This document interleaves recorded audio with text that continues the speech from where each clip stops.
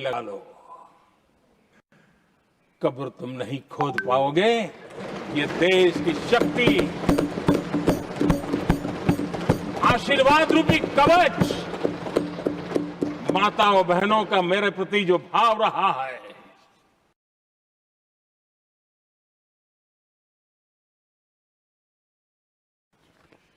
जिनको कोई पूछता नहीं था, उसको मोदी पूजाता है। यही करना है। और ये आशीर्वाद ही है जो इनको चुभते हैं, और इसलिए कब्र खोदना चाहता है।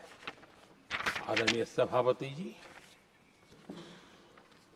चोरी करना जिनका पुश्तैनी धंधा है, जिन्होंने एक गुजराती की सरनेम भी चुरा ली,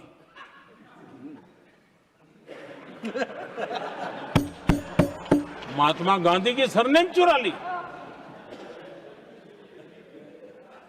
ये लोग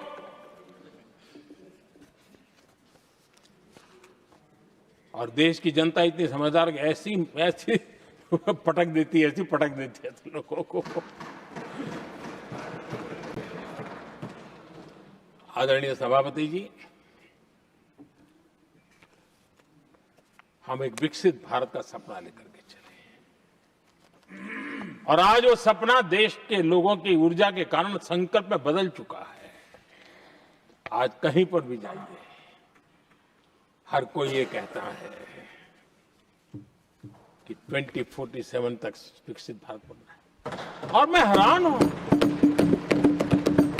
कुछ हमारे साथी सदन में इतने निराशावादी, इतने जमीन से कटे हुए लोग, बदलती हुई दुनिया से अनभिज्ञ लोग, पता नहीं क्या बोल रहे हैं। वो कहते हैं हम मोदी ये भी 2047 की क्या बोल रहा है, 2047 किसने देगा है?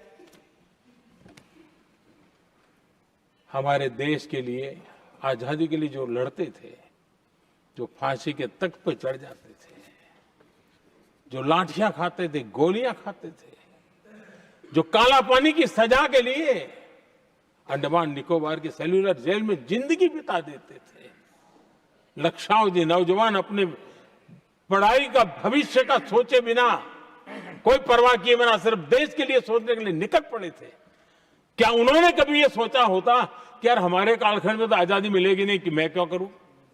तो क्या देश कभी आजाद होता?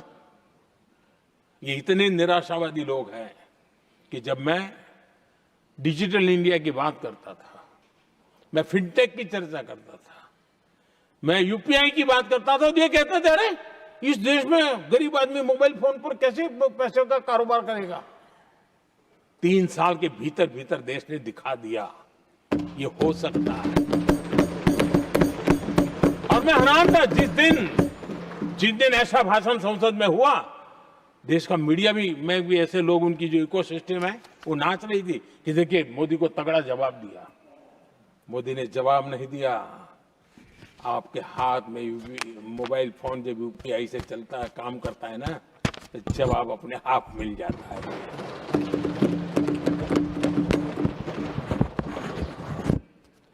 आदरणीय सभापति जी, कांग्रेस के समय एक व्यंग चला करता था, और आमतौर पर कहा गया, और सीरियस नेचर की चर्चा में भी आता था, हंसी मजाक में भी आता था।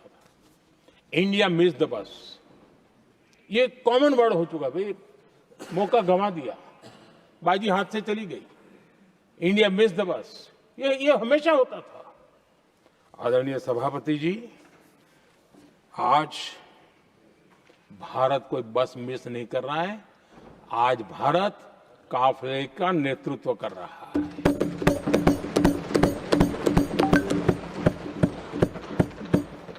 आदरणीय सभापति जी, देश का भविष्य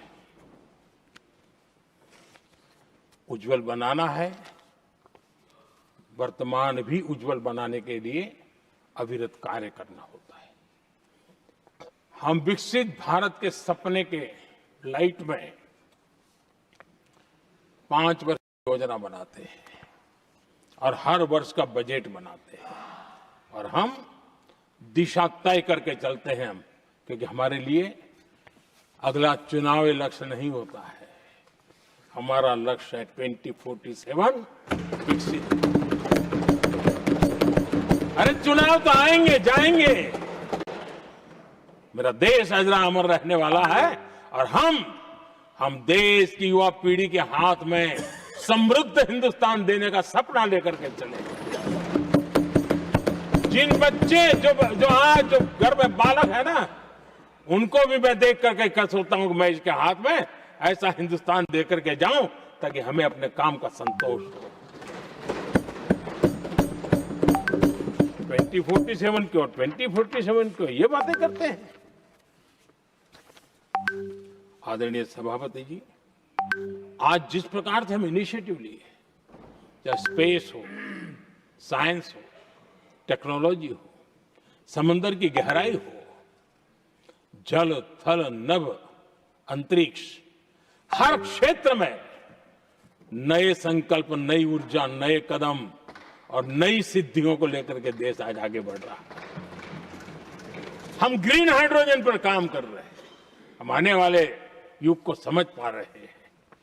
हम क्वांटम कंप्यूटिंग की बात कर रहे हैं, हम एआई मिशन को लेकर के चल रहे हैं और आज दुनिया मानने लगी है कि एआई मिशन भारत बहुत कुछ दुनिया को दे सकता है।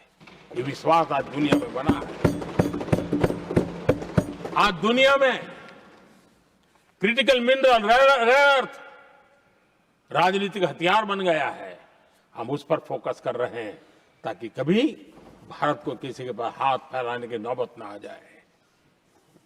आदरणीय सभापति जी, ऐसे तो अनगिनत प्रोजेक्ट हैं जिसमें विदेश का इन्वेस्टमेंट आना ही आना है, क्योंकि अब हर किसी को अपना भविष्य भारत की भूमि में नजर आ रहा है। हर किसी को अपना भविष्य भारत की टैलेंट के भरोसे नजर आ रहा है। हर किसी को भविष्य भारत के उज्जवल भविष्य के साथ खुद के उज्जवल भविष्य को जोड़ करके दिखता है। और इसलिए दुनिया आज भारत, विकसित भारत की बात हम क्यों कर रहे हैं, जिनके दिमाग में नहीं पड़ता है, दुनिया को समझ आ रहा है कि भारत ने सही दिशा पकड़ी है। चलो अब चर्चा वहां चल रही है, कहीं हम बस न चुक जाए। कल तक चर्चा चलती थी इंडिया मिस करता है, अब दुनिया को लगता है अब हम लेट न हो जाए, वहां आने की स्पर्धा चल रही है। आदरणीय सभापति जी, आने वाला समय भारत के लिए अवसरों से भरा हुआ है, भारत के नौजवानों के लिए अवसरों से भरा हुआ है। भारत के उज्जवल भविष्य के लिए मैं पूरी संभावनाएं रेखांकित कर सकता हूं, मैं देख सकता हूं और उसके दिशा में नीतियां बनाकर हम आगे चल रहे हैं।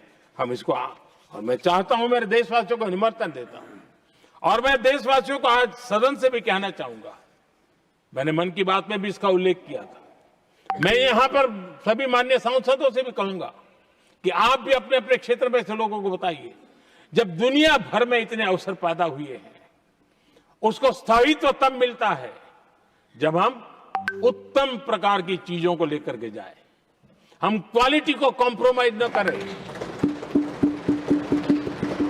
मुनाफा कम क्यों न हो, लेकिन क्वालिटी को हम निरंतर उत्तम करते जाएंगे।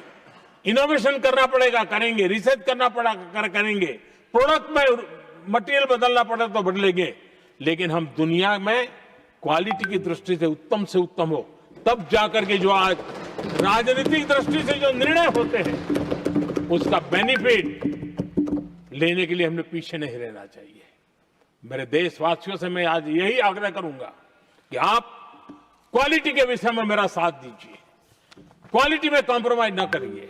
आप देखिए, दुनिया सिर्फ और सिर्फ made in India, made in Bharat, made in India, made in Bharat, इसके लिए गीत गाने लग जाएगी। आदरणीय सभापति जी, मैं कांग्रेस के मित्रों का भी आज आभार व्यक्त करता हूं कि कम से कम मुझे, उनको पता था, पहले प्रयोग कर चुके थे, पिछले 10 साल में मुझे 5-6 बार इस प्रकार से बोलने से रोका गया, क्योंकि उनको मालूम था एक बार शुरू होता हूं तो रुकता नहीं। और मैंने कहा था एक बार, एक अकेला, तो अब अनुभव से सीख गए कि इसमें कोई दाल गलने वाली नहीं है, तो समझदारी से काम लिया और ऐसी समझ उनको निरंतर मिलती रहे, ये भी मैं प्रार्थना करता रहूंगा। आदरणीय सभापति जी, मैं राष्ट्रपति जी के उद्बोधन में योगदान देने वाले सभी सांसदों का भी आभार व्यक्त करता हूं। जो भी उत्तम विचार यहाँ प्राप्त हुए हैं, उत्तम विचार देश की प्रगति में जरूर काम आएंगे, ऐसा मैं विश्वास देता हूं। और आदरणीय राष्ट्रपति जी का इस संबोधन के लिए मैं हृदय से आभार व्यक्त करते हुए मेरी वाणी को विराम देता हूं। बहुत बहुत धन्यवाद।